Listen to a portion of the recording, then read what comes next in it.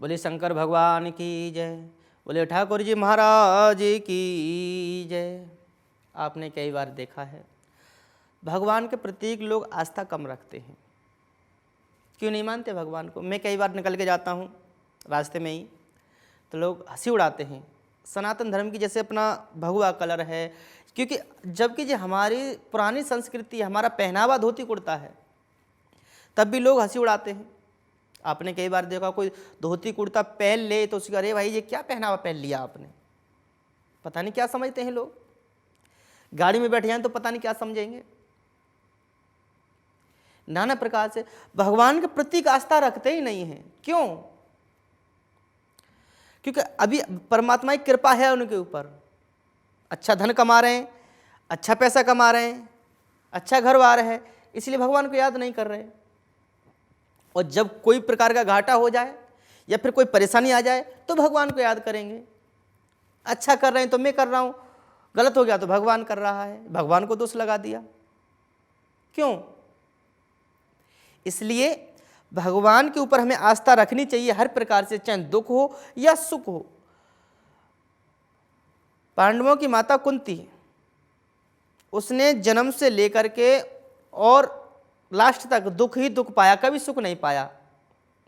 और जब अंत समय भी भगवान कन्हैया ने कहा कि हे बुआ मुझसे वरदान मांगो, मैं आपसे प्रसन्न हूँ। सबने सब कुछ मांगा, अर्जुन ने, भीमसेन ने, दुर्योधन ने, सबने सब कुछ मांगा। तो कुंती ने पता क्या मांगा कि हे केशव अगर मुझे देना चाहते हो ना तो संसार में जितने दुख हैं सब मेरी झोली में ला के डाल दो।